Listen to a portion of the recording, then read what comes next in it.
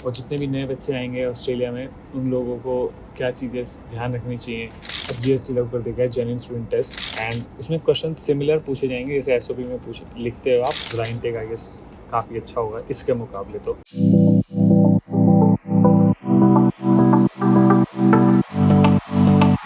Hi guys, hello everyone, welcome back to another vlog. This is Caps Vlog and today we are talking about the changes.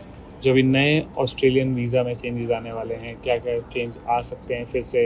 अब पहले जो बच्चे apply कर चुके हैं visa, जो नए बच्चे आने वाले हैं, जीएसटी क्या है, जीटीई क्या है, काफ़ी ज़्यादा कन्फ्यूजन है बच्चों को। तो समझाने के लिए we are gonna talk about on this, and मैं आपको बिल्कुल आसान भाषा में समझाने की कोशिश करूँगा कि जो चेंजेस हो रहे हैं ये इसका मतलब क्या है और जो क्यों हो रहे हैं, इनसे फ्यूचर में क्या चेंज आ सकता है, और जितने भी नए बच्चे आएंगे ऑस्ट्रेलिया में उन लोगों को क्या चीज़ें ध्यान रखनी चाहिए कि अगर वो जीएसटी के लिए या जीटी या जो भी इस टाइम लागू होगा उसके लिए अप्लाई करते हैं। फॉर एग्जांपल वीज़ा एप्लीकेशन में अब सबसे पहले जो चेंज आने वाला है वो जीएसटी लागू होने वाला है 23 मार्च से।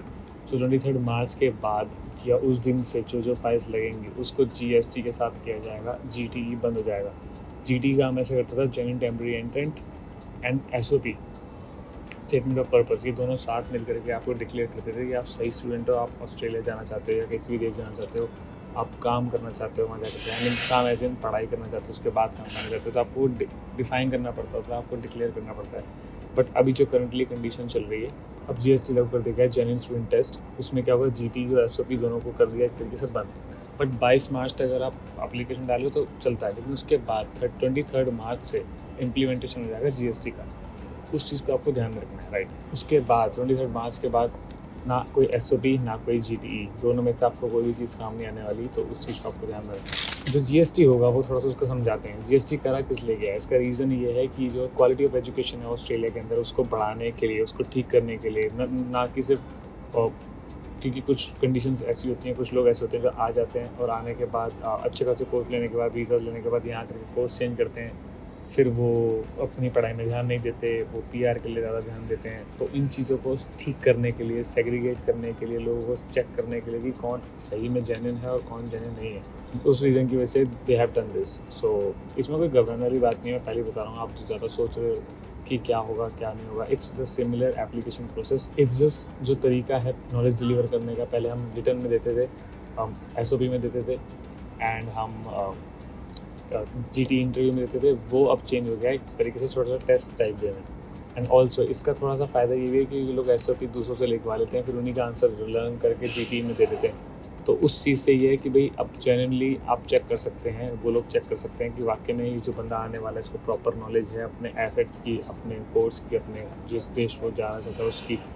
तो this is a good change all in all. अब जीएसटी की बात करते हैं। जीएसटी का एग्ज़ाम होने वाला जेन्युइन स्टूडेंट टेस्ट, वो बिल्कुल स्टैंडर्डाइज फॉर्मेट रहेगा। जो भी एजेंट्स होंगे उन सबके पास, तो इमिग्रेशन डिपार्टमेंट जब उसको निकालेगा आपको पता चल जाएगा क्वेश्चंस क्या क्या होंगे, वो भी पता चल जाएंगे। बस स्टैंडर्डाइज होंगे क्योंकि हर एक कोर्स का अलग बनाना इट्स नॉट ईजी, तो स्टैंडर्डाइज होगा। एंड उसमें क्वेश्चन सिमिलर पूछे जाएंगे जैसे एसओपी में लिखते हो आप। बट एसओपी में क्या होता है, लोग वही चीज़ कि किसी और से लिखा ले या फिर कोई भी आंसर कहीं भी लिख दिया, नहीं। अब यहाँ पर आपको लाइन वाइज प्रॉपर एक सेगमेंटेशन करनी है आंसर्स की। अगर मैं थोड़ी सी आपको डिटेल देने की कोशिश करूँ, जो जिस चीज़ों पे क्वेश्चंस हो सकते हैं, वो पहली ये है, एक detail of economic and your employment and financial status and all. तो आपको इन चीज़ों को डिफाइन करना है पहले। तो अपने कुछ ये क्वेश्चन जरूरी नहीं है एक ही हो, एक से ज़्यादा हो सकते हैं, बट आपको आएगा। मैं आपको ओवरव्यू दे रहा हूँ। तो एक होगा, एक सेगमेंट होगा आपको अपना फाइनेंशियल, एम्प्लॉयमेंट या फैमिली के कितने एसेट्स हैं, कितने आपके पास लिबर्टी एंड ऑल एवरीथिंग, सब कुछ आपको समझाना पड़ेगा उसमें लिख करके खुद। एक प्रॉपर टेस्ट होगा आपका, खुद समझाना होगा। अगला जो सेगमेंट होगा वो होगा an explanation of choice of course. अगर आप कोई कोर्स चूज़ कर रहे हो, फॉर एग्जांपल मैंने मास्टर्स ऑफ एनिमेशन चूज़ किया, तो मैंने क्यों चूज़ किया, मेरा प्रॉपर रीज़न था कि मैंने बीसीए करी थी, बट मेरा इंटरेस्ट बना, फिर मैंने इसमें जॉब करी, फिर मैंने इसमें इंटर्नशिप करी इस फील्ड में, अब मैं इसी फील्ड में पढ़ना चाहता हूँ, then I choose animation and then I choose RMIT। इस तरीके से मैं प्रॉपर उस पर समझाऊँगा। तो same way you have to do it. And या उसके बाद obviously reasons of choosing Australia, क्यों चूज़ कर रहे हो ऑस्ट्रेलिया, वही चीज़ आप एसओपी में लिखते हो। जो लोग जेन्युइनली खुद लिखते हैं उनको प्रॉब्लम नहीं होगी, जो दूसरों से लिखवाते हैं उनको इश्यू हो सकता है। सो बस आपको रीज़न लिखना है कि आप क्यों ऑस्ट्रेलिया आना चाहते हो, आपकी स्टडी डेस्टिनेशन ऑस्ट्रेलिया क्यों है। 2 minutes. I'm recording this. So, right, study destination आपके ऑस्ट्रेलिया की है, उस चीज़ को लेकर के आपको बात करनी पड़ेगी एंड समझाना पड़ेगा। और मैं यूनिवर्सिटी में हूँ तो यहाँ पर लोग मुझे थोड़ा पहचान लेते हैं, तो इस वजह से मैं थोड़ा सा ध्यान में इधर गया। अगला जो चीज़ है कि आप ये कोर्स पढ़ने के बाद, ऑस्ट्रेलिया आने के बाद, what are the benefits that you will get from this course, ये आपको स्पेसिफाई करना पड़ेगा। आप ऐसे नहीं कि रैंडमली कुछ भी लिख दो कि इससे ये फील्ड निकल सकती है, नहीं, आपको फ्यूचर पाथवेज पता होने चाहिए कि आप पर्टिकुलर कोर्स कर रहे हो, तो प्रॉपर रिसर्च करना is really important for XYZ course और XYZ university you are gonna pursue in Australia. ताकि आप जब उसके क्वेश्चन का आंसर लिखो तो दे विल जज that yes the person who is coming to Australia is a genuine person and he has the knowledge that if he wants to come और if he wants to study he will be doing good in his future. और एक चीज़ और, एक segment और होगा, ये सब पे लागू नहीं होगा बट उन बच्चों के लिए है जो ऑलरेडी ऑस्ट्रेलिया में पढ़ चुके हैं। फॉर एग्जाम्पल के तौर पर मैंने ऑस्ट्रेलिया में अगर बैचलर्स पढ़ी है, तो मैं अगर मास्टर्स पढ़ना चाहता हूँ तो मुझे बैचलर्स की नॉलेज होनी चाहिए कि मैंने बैचलर्स में क्या पढ़ा, मैंने कैसे चूज़ करी, रीज़न क्या था मेरा चूज़ करने का, तो उसकी मुझे प्रॉपर डिटेल्स होनी चाहिए, मेरी यूनिवर्सिटी का नाम, उसके क्या क्या मैं सीखा एंड ऑल। मैं ओवरव्यू दे रहा हूँ, it won't be this much precise but still the segmentation will be like this. And Australia के बाद आपने बैचलर्स के बाद मास्टर्स को चूज़ करिए, आपको सिमिलर उसी तरीके से आंसर लिखना पड़ेगा। अब एक और सेगमेंट निकाल रहे हैं लोग, अगर आप विजिटर वीज़ा से स्टूडेंट वीज़ा में कन्वर्ट करना चाहते हो, फॉर एग्जाम्पल आप यहाँ हो, राइट, आप स्टूडेंट विजिटर वीज़ा पे हो, तब आप GST के लिए अप्लाई कर रहे हो, मतलब एप्लीकेशन डाल रहे हो स्टूडेंट वीज़ा के लिए, तो आपको जब भी टेस्ट दोगे, आप GST टेस्ट दोगे, तो आपको समझाना पड़ेगा कि why are changing your visitor visa to student visa. तो आपको उस चीज़ को समझाना आना चाहिए, आपको उस प्रॉपर रीजन होने चाहिए। इलॉजिकली लोग जो आ करके कर लेते हैं चेंज बिना बस कुछ सोचे समझे, वो चीज़ बंद हो जाने वाली है। आपको प्रॉपर रीज़न चाहिए अगर आपको चेंज करना है, तो keep it in mind.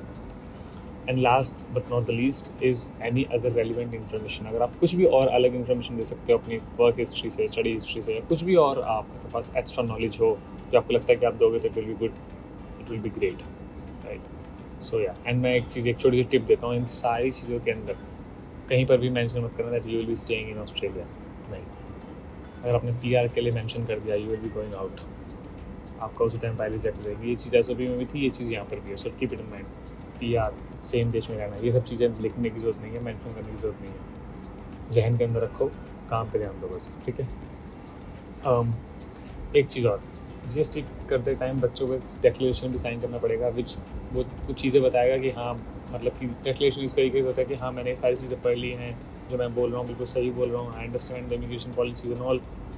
But उसमें एक चीज़ और है, डिक्लेरेशन में मैंने पढ़ा था, उसमें एक चीज़ नई चीज़ लॉन्च करी है उन्होंने, कि उसमें प्रॉपर लिखा हुआ है, if a student is signing the declaration, he or she knows that only limited skilled people have the opportunity or will have the opportunity to get PR in Australia। तो वो declaration आप sign करोगे तो इतनी सबको पता, ये नहीं कि आप जितने भी कोर्सेज हैं, जितने बच्चे आ रहे हैं सबको, नहीं, लिमिटेड बच्चों के और आप वो मानते हो, you have to agree with the statement and that's in the declaration, so you need to follow that, right। Last एक चीज़ है कि जो लोग सोच रहे हैं कि काफ़ी सारा चेंज होने वाला है, नहीं, चेंज नहीं है, but just you have to keep the knowledge. इतना टेंशन वाली बात नहीं है, SOP वगैरह लागू नहीं होगा, GTE लागू नहीं होगा, अब बस GST पे काम करेगा। और मैं फिर से मेंशन कर रहा हूँ 23 मार्च 2024 के बाद से, उसके पहले अगर आपकी फाइल लग रही है तो आप पुराने प्रोसेस से जा सकते हैं। दिस वॉज द अपडेट जो होने वाला है, और मैं अपना Instagram का लिंक डिस्क्रिप्शन में दे देता हूँ, आपको कोई भी क्वेश्चन है या कुछ और है उसको पूछ लो,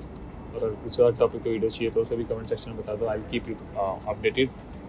and like, share and subscribe. थोड़ा सा मैं अगर डिले हो जाऊँ वीडियोस डालने में, क्योंकि मैं अब multiple portions of videos try कर रहा हूँ कि कवर कर सकूँ, तो या।